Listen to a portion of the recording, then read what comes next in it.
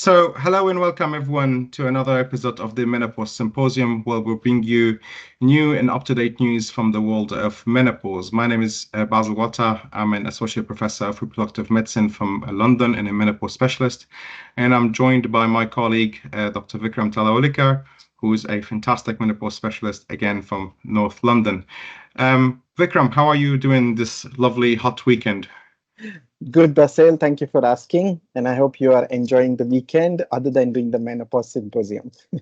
And well, the Menopause Symposium is all, it brings us a lot of pleasure indeed.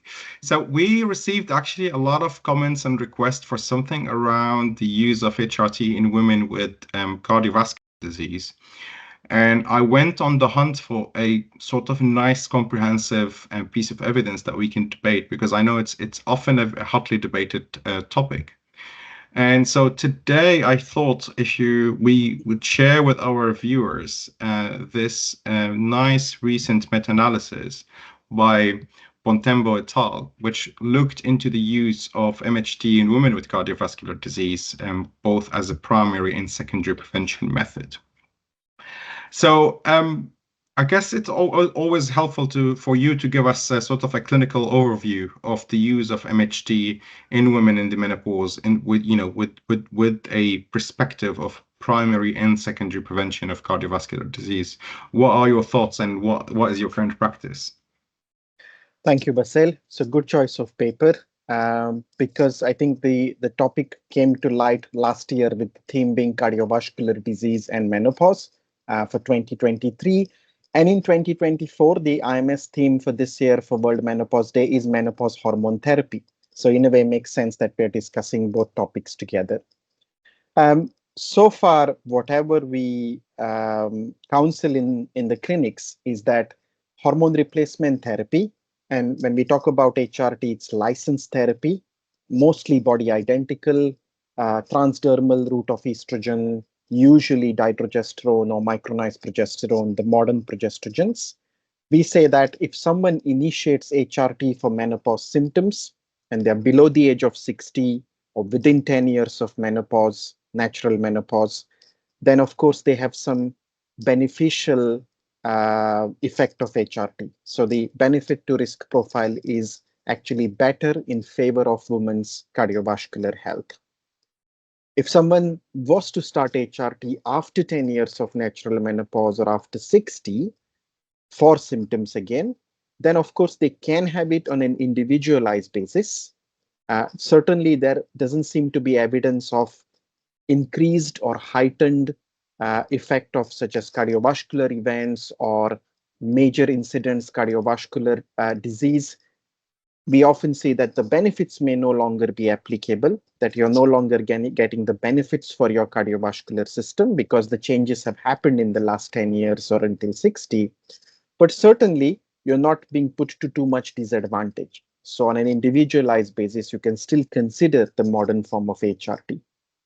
And of course, for that small group, which is early menopause or premature menopause below 45, we certainly know that they must take HRT to try and protect their heart, protect their blood vessels, because for them, the lack of estrogen at a young age will cause heart disease in future.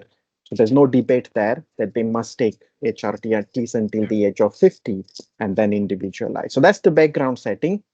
Now you take us through what this paper says and let's look at the relevance. Yeah, well, it's thank you for setting the scene because I really enjoyed reading this paper, and it's actually it's a bit dense, so I really recommend our viewers to give it to read to give it full sort of value. But I felt it had a little bit of sort of mixed messaging and interpretation of the evidence. So let's go through it. So basically, they did a standard systematic search using a Medline, Embase, and Cochrane, looking into all papers up to December 22, and they looked into for both RCTs and cohort. Basically, they excluded cross case controls and cross-sectional studies as well as case reports. They primarily looked into studies reporting on CVD in postmenopausal women over the age of 18. They excluded those that included premenopausal or perimenopausal, and they did not specify as in like what type of systemic HRT, whether it's transdermal or oral, both were fine. Sequential or combined, both were included, but they obviously excluded those who were using just vaginal progesterone. In terms of methodology, they used a fairly standard Cochrane methodology for meta-analyses. So they reported primarily on non-fatal myocardial infection, cardiovascular death or stroke, but they also looked into angina, heart failure, TIAs, angiographic progression to CVD, and cardiovascular risk factors like lipids and blood pressure and glucose. They assessed the quality of risk of bias and included studies using the standard approach of Cochrane risk of bias tool and then for RCTs and Newcastle Ottawa scale for observational data. They applied a random effect model, which you would expect of this type of data, and they looked into the heterogeneity using the I-square test. Now, they say that they could not apply a funnel plot. I was not very convinced. I mean, they do have sufficient number of studies. They did not do Eggers test, for example, for publication bias. And I think if I am to sort of critique, they probably did not look into potential co-founders with like a meta-regression, which I think would have been of great value in this context and setting. So heading into the results, and the results are a bit dense, so I'm not going to spend a lot of time on the methods. They included a total of 29 studies. Interestingly, 23 of them were RCTs and 6 were observational studies. Unsurprisingly, majority of the evidence comes from North America and Europe. I think that's a standard thing in the menopause literature. Majority of patients were above 58 years of age, and all women had established CVD with varying, obviously, frequency from baseline.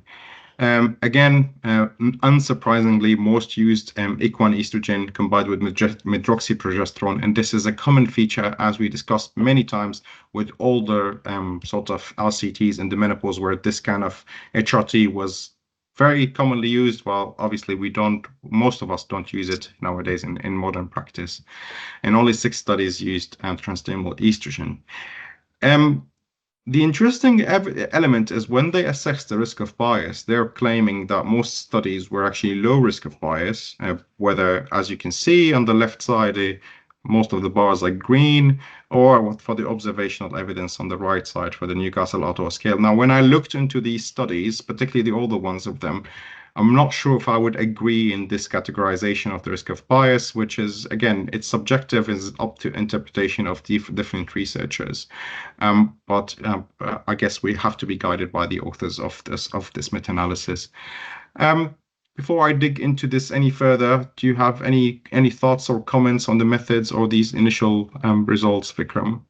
No, I think you've summarized them well. Important points we brought up is one, these women, you can see mean age about 58. So they're relatively older women, not the women who will usually initiate HRT nowadays, which is much earlier, between 45 to 55.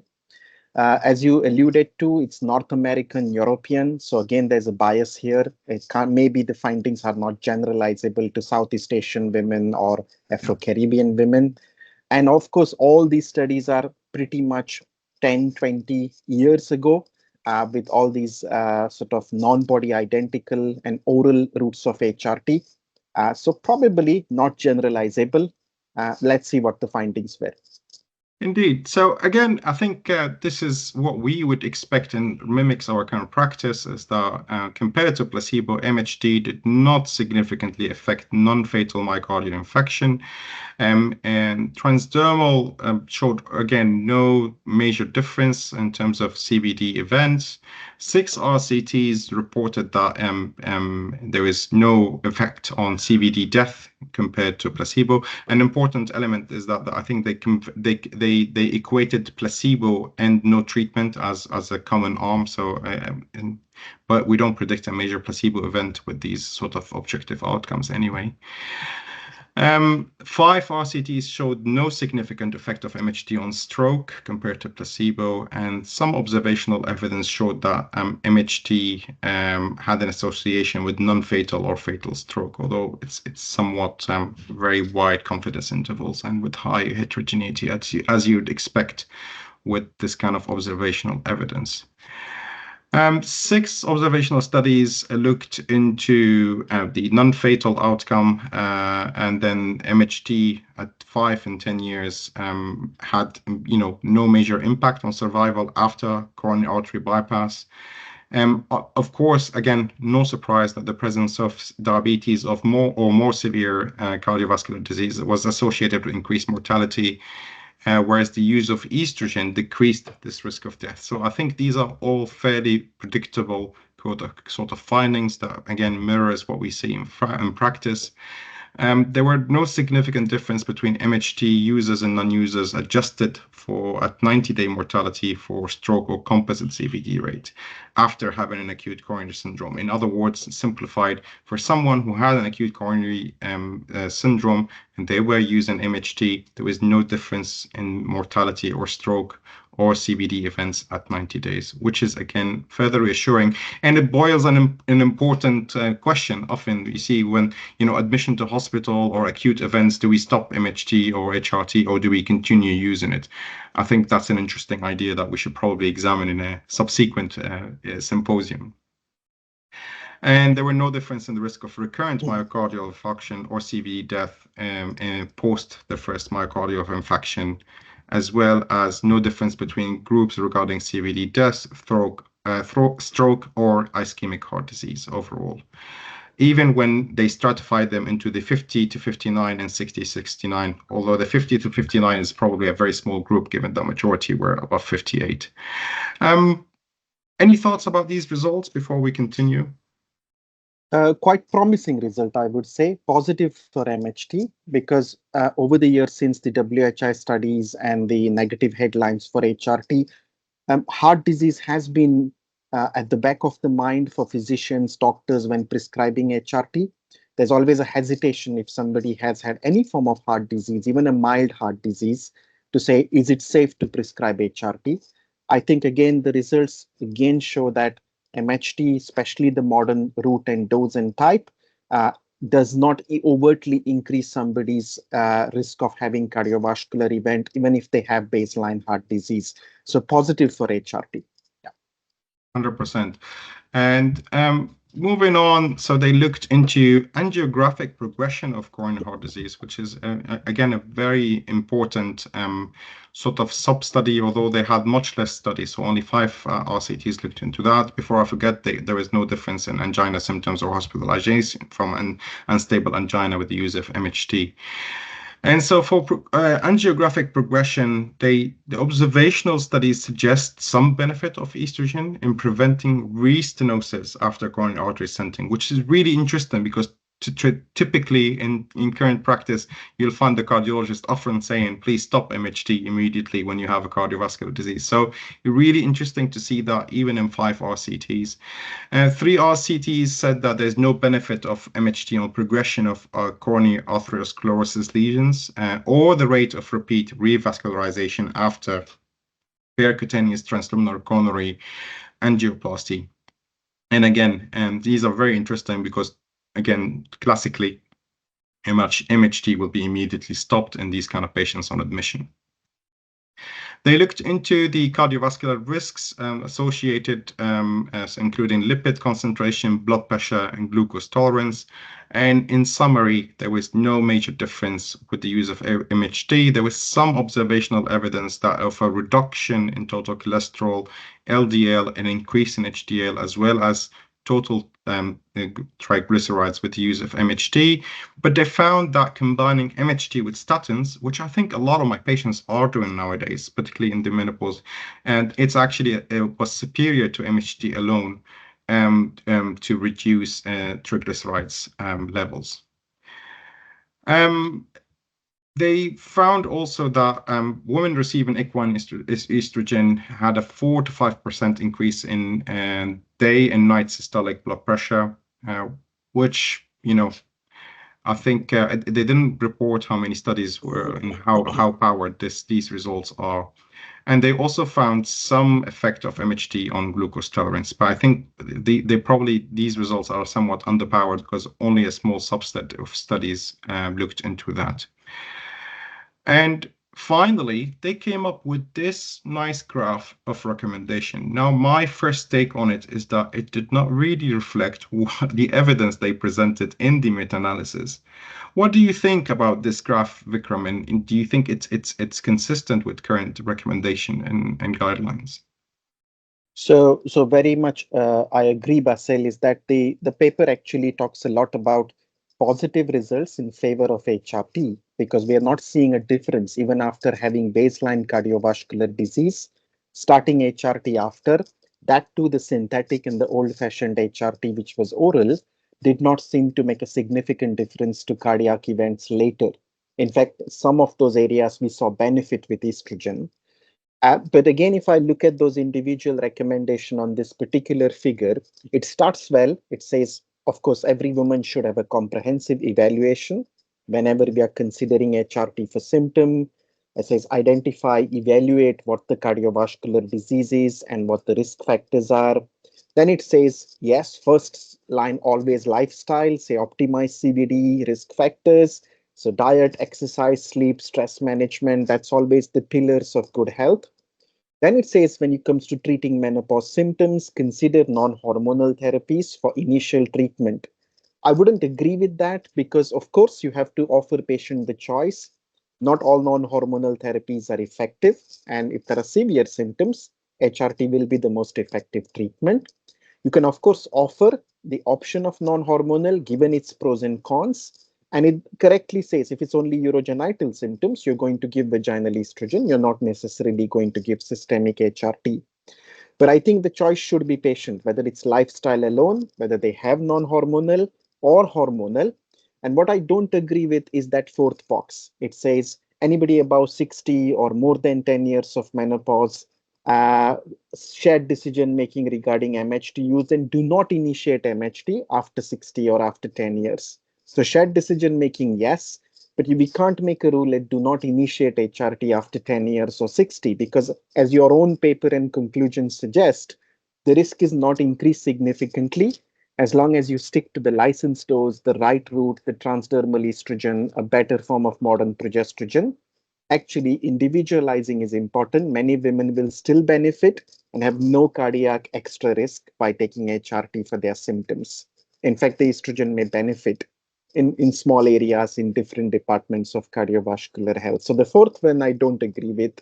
The last one again is good. Choice of MHT. Of course, we'll use transdermal estrogen, we'll use micronized progesterone as a first line wherever possible. And the lowest effective dose is what we aim for and only increase within licensed dose depending on the symptoms. So all that is great and agrees with what we do in clinical practice. The fourth box is the only one, but there shouldn't be a blanket rule that you can't do it after 60. It should be individualized and it's woman who gets the choice after understanding her risk and benefit. I agree 100%, and I think it's the trade-offs of how to actually translate evidence and make it apply to clinical practice. Clinical And relevance. and I think while we have acknowledged as we debated this interesting article, the limitations of it, and I think the authors have done a stellar job in pulling the data together, and it's really hard to produce such a dense several meta-analyses, and then they are definitely to be saluted for doing all this hard work. I think the key missing element was the actual translation and generalizability of this evidence into clinical practice. Very true. And as the conclusion says, and I think we probably know about primary prevention. I think secondary prevention of CVD is an evolving sort of domain, considering the use of MHT, and there's definitely need for more robust research, particularly when we are considering the use of these newer transdermal and bioidentical MHTs that are arguably safer. And also, I think the need to adjust for several confounders when looking into this, because not all women of menopause are equal, and we always call for individualized care where we looked into, adjusting for the blood pressure, diabetes, cholesterol, lipids, all other obesity, all other important confounders in this equation. Um, Absolutely. Very true, um, Basil. the key question, I think, from an academic perspective, I think it's going to be really hard to evaluate such question in a randomized trials, isn't it? What do you think, Vikram? Yes, because it's difficult to set up a trial. We're struggling just with the existing ideas we have for various trials, whether it's testosterone, others. And WHI was really the one which was the big one that happened many, many years ago. But it's not that we can't get the data we need from other studies. So, as you rightly say, it might be prospective cohorts which are followed up, the observational data, looking retrospectively on. So, we haven't really done a good job with looking at the transdermal preparations yet. If Yeah. we look at the last 10, 20 years of transdermal data and actually challenge the data that's with the oral old synthetic forms, you will find there is a lot of difference between the two forms of HRT. We're still stuck with getting conclusions and inferences from those old studies, which actually were all done with these synthetic oral forms of estrogen, progestogen. I think that needs to change. We need to move on now, just concentrating on the body identical, the better progestogen, the transdermal estrogen, and focus all our efforts on these newer preparations. 100%. And I think a key missing element that we try to advocate in our research is the importance of waving into women's preferences into this whole equation, because I think the reason for starting MHT or HRT are varied, but they're all anchored in patients' sort of preferred treatment options and quality of life optimization, which should inform future research. Yes. Well, this has been a really long symposium, unlike the usual. I hope our audience have enjoyed this articles. Please do go visit and read it. It's really interesting. Thank you very much, Vikram, for sparing the time today and discussing this important piece of evidence with us. And looking forward for more upcoming episodes. Thank you, Basil. Looking forward to the next one. Thank you, everyone.